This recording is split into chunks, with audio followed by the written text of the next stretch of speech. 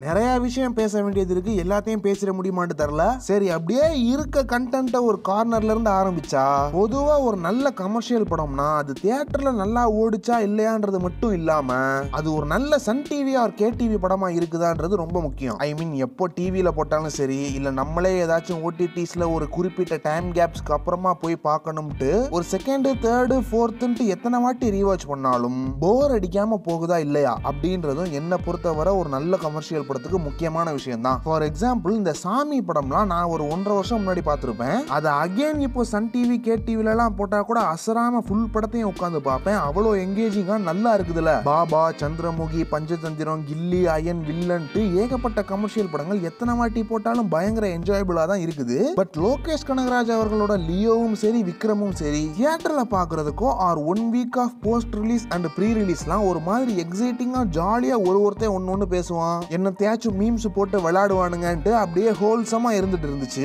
அதுக்கு அடுத்து அந்த படங்களை ஏதாச்சும் ஓடிடிஸ்ல பார்த்தாலோ இல்ல டிவில போடுறப்ப பார்த்தாலோ ஒரு ரீவாட்ச்க்கும் இன்னும் ஓர்ஸ் ஆயிட்டே போகுதே. ஏன் விக்ரம் செகண்ட் ஹாஃப்ல இந்த கன்றாவி காடா தியேட்டர்ல அவ்வளோ விசில் அடிச்சிட்டு இருந்தோன்ற அளவுக்கு கன்றாவியா ஃபீல் ஆச்சு. லியோ வந்துட்டு எப்பயுமே எனக்கு விக்ரமை விட பெட்டர். விக்ரமோட செகண்ட் ஹாஃப்ல இருந்து ஒரு சில விஷயங்களை ரெக்டிஃபை பண்ணி தான் லியோ பண்ணிருக்காரு. பட் லியோ செகண்ட் ஹாஃப்ல இன்னும் புதுசா நிறைய இஷ்யூஸ் வந்துருச்சு. இப்போ என்ன மாதிரி விக்ரம்ல இருந்து லியோக்கு ரெக்டிஃபை பண்ணிருக்காருன்னா, விக்ரம் செகண்ட் ஹாஃப்லலாம் ஒரு கட்டத்துக்கு மேல கதைன்றது ஒரு இன்ச்சு கூட நவுறாம என்னடா வெறும் செட் பீசஸை மட்டுமே வச்சு ஒப்பேத்திட்டு இருக்கீங்கன்றது தியேட்டர்ல பாக்குறப்ப தோணாது. ஒரு மாசம் கழிச்சு வீட்டுல உட்காந்து பாக்குறப்ப தான் தோணும். பட் லியோல அப்படிலாம் இல்லாம படம் ஒரே இடத்துல நின்னுறாம ஒரு நல்லா இல்லாத கதையா இருந்தாலும் படம் என்னத்துக்காச்சும் நவுந்துட்டே இருக்கும். லியோவை பொறுத்த வரைக்கும் இப்போ நான் சமீபத்துல ரீவாட்ச் பண்ணதை வச்சு பேசணும்னா எல்லாத்துக்குமே வந்துட்டு அந்த பிளாஷ்பேக்ன்றது பிடிக்காம இஷ்யூஸ் ஆச்சுதான். பட் அதுக்கு முன்னாடி இருந்தது மட்டும் ஃபுல்லா செம்ம படமான்னு என்ன கேட்டா,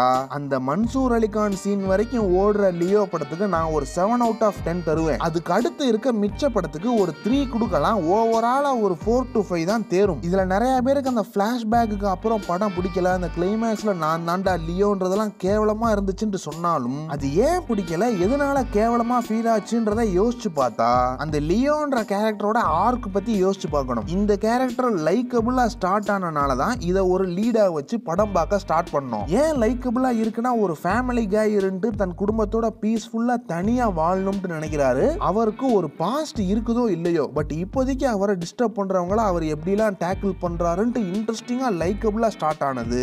அப்புறம் போக போக சரி லியோன்றவன் ஒரு மோசமான கொலகாரன் போல, பட் இவர் தான் லியோ இல்லன்ட்டு அப்பவும் அந்த பார்த்திபன் கேரக்டர் லைக்கபிளா இன்ட்ரெஸ்டிங்கா தான் இருந்திருக்கும். அப்புறமா ஒன்ஸ் இவர் தான் லியோன்ட்டு சொன்ன அப்புறமாவும் சரி இவர் முன்னாடி தான் அந்த மாதிரி இருந்திருக்காரு, இப்போ இவர் திருந்தி வாழணும்னு நினைக்கிறாரு, பார்த்திபன் இன்னமும் ஒரு நல்லவர் தான்ட்டு லைக் பண்ண ஒரு சில பாயிண்ட்ஸ் இருக்கும். அந்த பாயிண்ட்ஸ்லாம் அதுக்கு அடுத்தே ஊத்தி மூடிரும். எப்போனா, என்ன பொறுத்த வர லியோன்ட்டு ஒருத்தன் செத்துட்டான், இனி ஒரு 1000 பேர் வந்தாலும் அவங்களையும் நான் லியோ இல்லன்ட்டு நம்ப வைப்பேன்ட்டு ஒரு திமிருக்குதியான டோன்ல பேசுறப்போ அந்த கேரக்டர் டோட்டலா நமக்கு எரிச்சல் ஆயிரும். ஏன்னா முன்னாடி தப்பு பண்ணிட்டு இருந்தான், இப்போ திருந்தி ஒழுங்கா வாழ்றான்ட்டு இருந்தா அவன் மேல ஒரு ரெஸ்பெக்ட் இருந்து லைக்கபிளா இருப்பான். பட் திருந்துறதெல்லாம் ஒண்ணும் இல்ல, நான் மறந்து வாழணும்னு நினைக்கிறேன்ட்டு படத்துக்குள்ள இருக்க எல்லாத்தையும் படத்துக்கு வெளியில இருக்க எல்லாத்தையும் ஏமாத்துறதுன்றது அயோக்கியத்தனம். ஏன் அப்படி சொல்றேன்னா, ஒரிஜினல் வெர்ஷன்ல இந்த மாதிரி ஆக்டிங்லாம் இருக்கும் தான், பட் ஒரு கட்டத்துக்கு மேல ஃபேமிலி பாதிக்கப்படக்கூடாதுன்றதுக்காக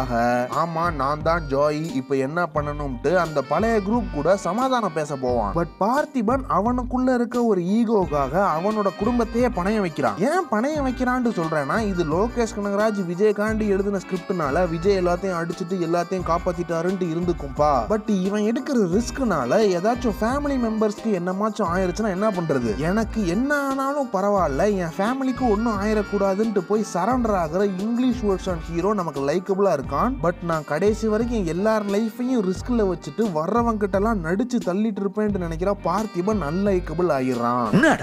அவார்டா கொடுக்குறாங்க இப்படி இப்படி ஆக்ட் பண்றியா? இதுதான் ஹிஸ்டரி ஆஃப் வயலன்ஸ்க்கும் லியோக்கும் இருக்க மிகப்பெரிய பிலாசபிக்கல் டிஃபரன்ஸே. ரொம்ப தப்பான லைஃப்ல வாழ்ந்தவன் திருந்தி ஒரு நார்மலான ஃபேமிலி லைஃப்ல லீட் ஆகணும்னு நினைக்கிறான். இதுல திருந்தின்ற வார்த்தை ரொம்ப முக்கியம். ஹிஸ்டரி ஆஃப் வயலன்ஸோட புரோட்டாகனிஸ்ட் எப்போ திருந்துறான் அப்படின்னா தன்னோட ஒய்ஃப் கிட்டையும் பையன் கிட்டையும் ஆமா நான் வந்துட்டு ஒரு மோசமான ஆளுதான், புதுசா ஒரு ஐடென்டிட்டியை கிரியேட் பண்ணி எல்லாத்தையும் மறைச்சு நான் திருந்துறதுக்காக உங்களெல்லாம் யூஸ் பண்ணிட்டு இருக்கேன்ட்டு கன்ஃபஸ் பண்ணுவான். அப்போ அவனோட ஒய்ஃப் கேப்பா, ஜோயின்ற உன்னோட பேரை வந்துட்டு டாம் ஸ்டால்ன்ட்டு மாத்திருக்க, அதுல ஸ்டால்ன்றது நம்ம ஃபேமிலி நேம் இல்லையா? இல்ல அந்த பேர் சும்மா கிடந்ததுன்ட்டு அதை எடுத்துக்கிட்டேன். அப்போ நானும் அதே மாதிரிதான் உனக்கு சும்மா கிடந்திருக்கேன், என்னையும் எடுத்துக்கிட்டு இவ்வளவு நாள் ஏமாத்திட்டு இருந்திருக்கேன்ட்டு அழுதுட்டு போவா. இதான் அந்த ப்ரோட்டாகனிஸ்டோட கன்ஃபஸிங் சீன். கிளைமேக்ஸ்ல தன்னோட பாஸ்ட் லைஃப்ல இருக்க எல்லா பிரச்சனையும் இவன் முடிச்சிட்டு வந்ததுக்கு அப்புறம் அந்த குடும்பமே அவனை வேற ஒரு ஆளா பார்க்கும். நீ எல்லாத்தையும் ஏமாத்தி பண்ணின தப்புனாலதான் இந்த ரெண்டு உயிரும் உருவாயிருக்குன்ட்டு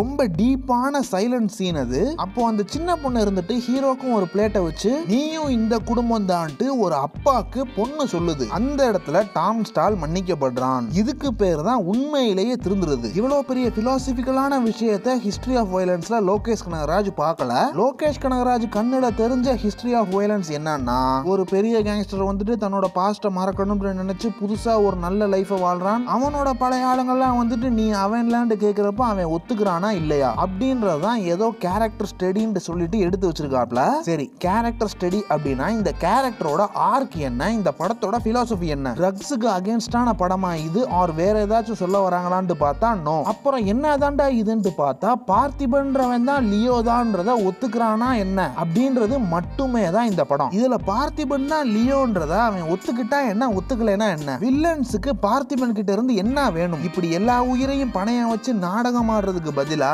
ஆமாண்டா நான் தாண்டா லியோ, இப்போ உங்களுக்கு என்ன தாண்டா பிரச்சனைன்னு கேட்டா இவரை மறுபடியும் பிடிச்சி நரபலி கொடுக்க போறாங்களா என்னன்ட்டு நாமளா நினைச்சுக்கிட்டாலும் பிளாஷ்பேக் ஃபேக்ன்ட்டு டைரக்டரே சொல்லிட்டாரு. அவர் சொல்ற முன்னாடியே அந்த பிளாஷ்பேக் அவ்வளவு கிளியரா இல்ல. சோ இவர் தான் லியோன்ட்டு ஒத்துக்கிட்டா அதோட கான்சிக்வன்ஸ் என்னன்றதும் கிளியரா இல்லன்றப்போ எதுக்கு இந்த எல்லாரையும் ரிஸ்க்ல வைக்கிற நாடகம்? சரி அதெல்லாம் கூட விடுங்க. இவங்க சொல்ல வர விஷயமே என்ன? லியோன்றவன் திருந்தி புதுசா ஒரு வாழ்க்கை வாழணும்னு நினைக்கிறான்பா. அதனால இந்த பார்த்திபனை ஒரு லைக்கபிளான கேரக்டரா கன்வின்ஸ் ஆயிக்கோங்கன்னு சொல்லி அதனாலதான் ஸ்டார்டிங்ல இருந்து பார்த்திபனை ஒரு ஹீரோவா வச்சு நம்ம படம் பார்த்துட்டு இருக்கோம். சரி, பார்த்திபன் எந்த பாயிண்ட்ல திருந்துறான், அவன் திருந்துனான் அப்படின்றதுக்கு என்னத்த காட்டுவீங்க? ஒரு நல்ல ஃபேமிலியோட பையன் பொண்ணு ஒய்ஃப்ன்ட்டு ஒருத்தன் நல்லா வாழ்றான்றது திருந்துறது கிடையாது. அது ஜஸ்ட் ஒரு பேசிக்கான விஷயம் தானே. இன்ஃபேக்ட் பொய் சொல்லி ஒருத்திய கல்யாணம் பண்ணி அவளோட குட்னஸ்னால சொசைட்டில ஒரு நல்ல இமேஜ் கிடைச்சு 2 குழந்தைகளும் பெற்று எவ்வளவு பெரிய சூழ்நிலை வந்தாலும் எவ்வளவு ரிஸ்க் வந்தாலும் என் பாஸ்ட ரிவீல் பண்ண மாட்டேன்ட்டு இருக்கவன் திருந்துனதா எப்படி அர்த்தமாகும் சொல்லுங்க? அவன் எங்கேயுமே பாஸ்ட ரெக்ரெட் பண்ண மாதிரி காட்டப்பட்டிருக்காது. பண்ண தப்புக்கு ஃபர்கிவ்னஸ் எதிர்பார்க்கிறவன் தானே திருந்துறவனா இருக்க முடியும். சரி, முன்னாடி அவ்வளவு தப்பு பண்ணிருக்கான்ல, அனுராக் கஷ்யப்லாம் கொன்னான்ல, அதுக்கான கான்சிக்வன்ஸ் என்ன? நம்மளும் கொலை கொள்ள ஃபேக் டாக்ஸின்ட்டு பண்ற தப்பெல்லாம் பண்ணிட்டு அதெல்லாம் ஃப்ராடு பண்ணி மறைச்சிட்டு சரிப்பா இன்னையில இருந்து திருந்தி வாழ்றேன், இனிமேல் பழச யாரும் ஞாபகப்படுத்தாதீங்கன்ட்டு இருக்க முடியுமா? எப்படிடா இத்தனை வருஷமா இவ்வளவு பெரிய பொய்யை என்கிட்ட இருந்து மறைச்சிட்டு இருக்க?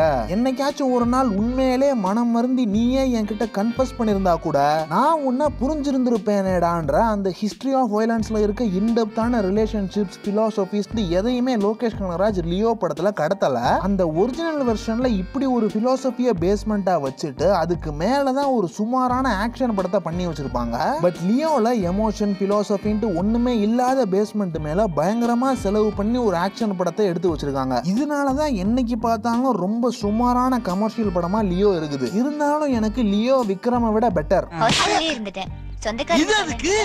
சும்மா டைம் பாஸ். இந்த மாதிரி வீடியோலாம் மிச்ச டைரக்டர்ஸ்லாம் பண்ண மாட்டேன். ஏதோ நம்மளால முடிஞ்சதுன்ட்டு ரோஸ்ட் தான் பண்ணிட்டு இருந்தேன் இத்தனை நாளா. பட் லோகே அவர்கள் வந்துட்டு கிரிட்டிசிசம் அக்செப்ட் பண்ணக்கூடிய ஆடியன்ஸ் என்ன சொல்றாங்கன்னு கேட்கக்கூடிய செலிபிரிட்டியா இருக்கனாலதான் ஏதோ நம்மளால முடிஞ்ச நமக்கு தோணுன கிரிட்டிசிசம் வீடியோ அவருக்குலாம் ரீச் ஆகுமா என்னன்றது தெரியல. அண்ட் லியோல இருந்து கூலி எவ்வளவு நல்லா அப்கிரேட் ஆயிருக்கும்ன்றத பார்க்க எக்ஸைட்டிங்கா இருக்கும். எல்லாம் இருந்தாலும் லியோவை பத்தி பேச வேண்டிய இன்ட்ரெஸ்டிங்கான விஷயங்களே இன்னும் நிறைய இருக்கு. எல்லாருக்கும் பிடிச்ச ஃபர்ஸ்ட் ஆஃப் எனக்கு ஏன் இன்னும் நல்லா பண்ணிருக்கலாம்னு தோணுது. அண்ட் லியோன்ட்டு பாட்டு பாடுறத தவிர்த்திட்டே பார்த்தாலும் அனிருத் ஏன் லியோவோட ஒரு மேஜரான மைனஸ் பாயிண்டா தெரியுறாருன்றத அடுத்த வீடியோல as soon as possible பாப்போம்பா. ரைட்டா? உன்னோட சீ இல்ல